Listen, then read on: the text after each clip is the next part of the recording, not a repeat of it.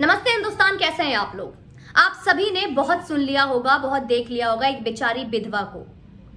नहीं समझे, अभय नायक की पत्नी जिनके साथ बहुत बुरा किया अर्नब गोस्वामी ने, उसकी बेचारी बेटी जो कि अचानक से पुलिस स्टेशन में चली जाती है और बोलती है कि मेरे पिता ने और मेरे दादी ने बहुत बुरी तरीके से आत्महत्या किया और अर्नब गोस्वामी ने उनके साथ बहुत गलत किया। बहुत कहानियां सुन ली आप लोगों ने। क्या इसका सच पता है आप सभी को? एक बीते 2 साल पहले की बात है।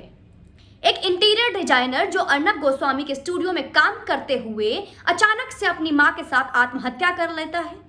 आत्महत्या कर तो लेता है, पीछे ना ही कोई सुसाइड नोट छोड़ता है, ना ही कोई बयान देता है, ना ही कोई फोन रिकॉर्डिंग होती है, ना ही कोई चिट्ठी होती है जिसमें अर्नब का नाम हो। लेकिन गौर करने वाली बात यह है कि आत्महत्या करने के ठीक 1 हफ्ते या कुछ हफ्ते के बाद उनकी बेचारी विधवा जो आज बहुत ज्यादा दुखी हैं, यह अलग बात है, महाराष्ट्र पुलिस को धन्यवाद कहते हुए नहीं थकती हैं। उनकी बेटी जो बहुत बेचारी है, जो उनकी बहुत ज्यादा दुखियारी है, आज वो महाराष्ट्र पुलिस को धन्यवाद कहते कहते बस उनका दिन निकल रहा है। वो उनकी बेचारी विधवा कुछ हफ्ते बाद ही लिविंग रिलेशनशिप में रहने चली जाती है किसी और के साथ। और अचानक से जैसे लिविंग रिलेशनशिप में रहती हैं, कुछ दिनों बाद उनकी बेटी उठकर जाती है और अलीबाग पुलिस थाने में एक रिपोर्ट दर्ज करवाती हैं कि अर्नब गोस्वामी के पैसे ना देने पर मेरे पिता ने और मेरी दादी ने आत्महत्या कर लिया। अर्नब गोस्वामी को बुलाया जाता है। अर्नब गोस्वामी सारे बिल दिखाते हैं, चेक से जो पेमेंट करते हैं, जो भी प्रूफ होता है वो सब प्रूफ दिखाकर ये क्लियर साक्ष्य करते हैं कि जितनी भी पेमेंट की ये डिमांड की जा रही है वो सारी चीजें पेमेंट हो चुकी है मेरी तरफ से। कुछ भी सिद्ध नहीं हो पाता है, कहीं भी कोई नाम नहीं निकल पाता है। मंसूबे में फेल होकर बेचारी मुंह लटका के चुपचाप चली जाती है और केस को क्लोज कर दिया जाता है, क्योंकि उस वक्त भी कुछ नहीं था और आज भी कुछ नहीं है। लेकिन जहां वो बेचारी विधवा 3 दिन पहले शरद पवार के घर से बेचारी विधवा और बेचारी बेटी जब निकलती है और अचानक से खुल जा सिमसिम होता है, ये केस वापस से रीओपन ना होते हुए भी ओपन हो जाता है और अर्नब गोस्वामी को एक लोकल गुंडे की तरह घर से बेल्ट पकड़ के बिना जूते का नंगे पैर उनको खींच के लेकर आज मुंबई पुलिस कचहरी खेल रही है। लेकिन दोस्तों, बड़ा ध्यान देने वाली बात है, जरा ध्यान दीजिएगा। अर्नब गोस्वामी ने या किसी ने भी एक इंसान के साथ गलत किया, अगर पति के साथ कुछ गलत हो रहा है तो उसका भुगताना सबसे ज्यादा उसकी पत्नी के साथ भुगतना पड़ता है। अगर पति आत्महत्या कर रहा है और उसका सहयोग दे रहा है किसी को, तो पति के साथ फांसी पर लटकने वाली उसकी पत्नी होती, ना कि उसकी बेचारी मां होती। लेकिन पत्नी तो किसी और के साथ निकल पड़ी और बेचारी मां उसके साथ फांसी पे लटक गई। वही रिया चक्रवर्ती ने जब सुशांत सिंह राजपूत के साथ इस तरीके की हरकत की थी, तो एलिगेशन लगाने वाले रिया चक्रवर्ती के घर सुशांत सिंह राजपूत के पिताजी थे और वहां पे फांसी पे लटकने वाले उनकी मां थी। जरा ये रिलेशन समझिएगा, कॉम्बिनेशन समझिएगा। जहां रिया चक्रवर्ती को रेड कारपेट बिछाई जाती है कि मैम आइए, चाय बिस्किट समोसे क्या लेंगी मैम, वहीं पे अर्नब गोस्वामी को पकड़ने के लिए, एक श्रेष्ठ पत्रकार को पकड़ने के लिए सुबह 5 बजे पुलिस की गाड़ियां लग जाती है। जहां रिया चक्रवर्ती को सेफ्टी मिले इसके लिए चारों तरफ से पुलिस की सुरक्षा दी जाती है, वहीं पे अर्नब गोस्वामी को सुबह 5 बजे पूरी पुलिस की गाड़ियां उनके घर को घेर लेती है। कहीं रिया चक्रवर्ती को एक खरोच ना आ जाए उसके लिए उनको सारी सिक्योरिटी प्रोवाइड की जाती है। वहीं अर्नब गोस्वामी को हाथ में खरोच, मार पीट, इतना ही नहीं, उनके बीबी और बच्चे तक के साथ मारपीट की जाती है। ये लोग क्यों भूल जाते हैं? इतिहास कभी खत्म नहीं होता। ये लोग क्यों भूल जाते हैं कि ये कार्यकाल, चाहे सरकारें आएंगी जाएंगी, लेकिन ये सरकार 5 साल की है। भूल गए दोस्तों। आप लोगों को शायद ये सारी कहानी मैं इसलिए आपको बता रही हूं कि आप लोगों को पता हो कि अर्नब गोस्वामी पे किस तरीके से फर्जी केस थोपा जा रहा है। ये पैसे का मामला नहीं है। ये 5 लाख, 50 लाख और 85 लाख के लिए आपको लगता है अर्नब गोस्वामी को पकड़ा जाएगा? जी नहीं। ये शरद पवार से 3 दिन, शरद पवार के घर 3 दिन पहले निकली हैं ये लोग। ये बेचारी सो कॉल्ड विधवा और उनकी बेटी 3 दिन पहले निकली हैं और 3 दिन में अचानक से उनके घर में कौन सी ऐसी मीटिंग होती है जो अर्नब गोस्वामी को पुलिस पकड़ के ले जाती है? कभी सोचा है इस पर आपने? मैं फोटो डाल दूंगी, अपलोड कर दूंगी, आप लोग देख लीजिएगा कि कितनी दर्द में डूबी हुई, आंसुओं के सागर में बह रही हैं वो अभय नायक की सो कॉल्ड विधवा, जिनको कि कोई फर्क नहीं पड़ता और शायद उनके जो कारनामे थे जिनके वजह से अभय नायक और उनकी मां को आत्महत्या करना पड़ा और ये चीज समाज के सामने ना आए, इसलिए एक भले इंसान के ऊपर और पैसे के लालच में आकर केस थोप दिया गया।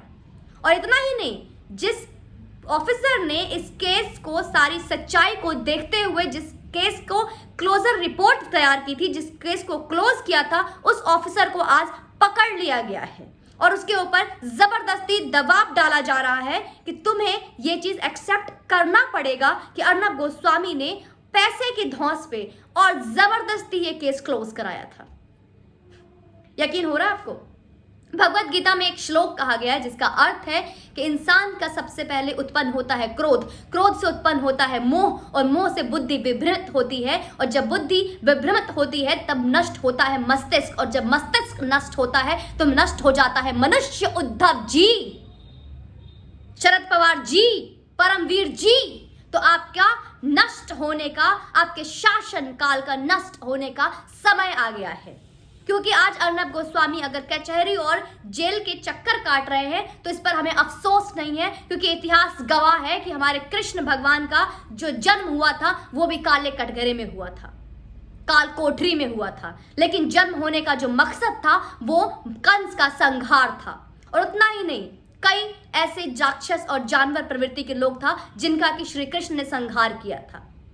अगर संघर्ष की बात करें तो आज अर्नब अकेला संघर्ष नहीं कर रहा। ये संघर्ष अगर ना करते सुखदेव, भगत सिंह और राजगुरु और चंद्रशेखर आजाद तो शायद ये भारत की आजादी हमें और बहुत जितने भी लोग हैं ये स्वतंत्र भारत में जो सांस ले रहे हैं ये नसीब नहीं होता। तो दोस्तों, हिम्मत ना हारे, वो शेर वापस आएगा और इन सबको मुंह तोड़ जवाब देगा। वो दिन दूर नहीं, कल या परसों। एक शेर को कब तक पकड़ोगे एक फर्जी केस में? सच को दबाया जा सकता है, मिटाया नहीं जा सकता। तो आप लोग प्लीज हिम्मत मत हारिए और मकसद को मत भूलिए कि जिस वजह से आज घेरा जा रहा है, जिस वजह से आज इनको अटैक किया गया है, जिस वजह से आज अर्नब को और पूरे भारत को ये दिन देखना पड़ रहा है, ये मकसद है सुशांत को इंसाफ दिलाना, ये मकसद है पालघर साधुओं को इंसाफ दिलाना, मकसद है हर जिया को, हर दिशा साल्यान को, दिव्या भारती, श्रीदेवी, सबको इंसाफ दिलाना। इस मकसद को मत भूलिएगा, क्योंकि ये एकलौता मकसद है जिसके वजह से अर्नब लड़ रहे हैं। हिंदुओं की एकता, लफ्ज़ जिहाद पे रोक लगाना, वैसे कई मकसद थे जिस वजह से आज अर्नब को चुप कराया जा रहा है, दबाया जा रहा है। लेकिन याद रखिए, जब भी अर्नब बाहर आया है उसने ये दिखाया है, विक्ट्री साइन दिखाई है। मतलब वो कह रहे हैं कि मैं टूटा नहीं हूं, मैं झुका नहीं हूं, ना टूटूंगा ना झुकूंगा। भारत, जैसे तुम मेरे साथ हो वैसे मेरे साथ रहना, क्योंकि मेरे साथ चाहे राज्य सरकार हो ना हो, केंद्र सरकार हो ना हो, मेरी हिम्मत ये भारत की जनता है। तो दोस्तों, उनके मकसद को मत भूलिए, मकसद एक है। ऐसे कई सुशांत के लिए लड़ने वाले कोई पैदा नहीं होगा, याद रखिएगा। तो मैं आपसे फिर से रिपीट करूंगी, कोई भी फर्जी केस में अगर अर्नब को फंसाया जा रहा है तो आज अर्नब गोस्वामी को कोई भी उनका फैन जज ना करे। इसकी वास्तविकता को जाने, इसकी सच्चाई को जाने, कोई किस हद तक गिर चुका है उसको समझे। लेकिन ये पैसे और इस तरीके की चीज़ों का गंदा खेल खेल के अर्नब को कोई फंसा नहीं सकता। और वो लोग शायद भूल गए हैं कि ये शासन 5 साल का है, कर्मा घूमता है, वक्त का पहिया है, घूमेगा। आज अर्नब ने कहा था कि जब रिया चक्रवर्ती और सुशांत के हत्यारों का जब खात्मा होगा, जब ये जेल के अंदर आएंगे तो ये भारत दिवाली मनाएगी। और ये लोग हंस रहे हैं रिया चक्रवर्ती के चहीते कि 10 दिन दिवाली से पहले अर्नब जेल में है। अरे जब श्री राम वापस आए थे तो उस दिन से ही दिवाली मनाई गई थी। चाहे भले ही दिवाली 14 और 13 तारीख को हो, लेकिन हमारी दिवाली तभी होगी जिस दिन अर्नब बाहर आए थे, क्योंकि दिवाली का दिन श्री राम के अयोध्या वापस लौटने से हुई थी दोस्तों।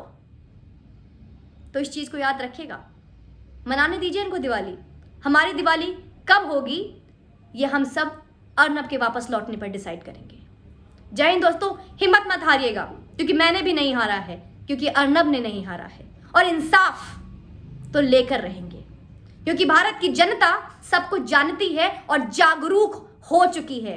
मैं फिर से रिक्वेस्ट करूंगी अपने हिंदू भाई बहनों को और भारत के राष्ट्रवादी देशभक्तों को, जो मुस्लिम समुदाय से भी बिलोंग करते हैं, जिनको लगता है कि अगर हम उनके ऊपर उंगली उठाते हैं और वो गलत है, वो पहले भारत के हैं, हिंदुस्तान के हैं। जैसे अमेरिका के लोग अमेरिकन हैं, वैसे ही हिंदुस्तान के लोग पहले हिंदू हैं, फिर वो किसी समुदाय से बिलोंग करते हैं।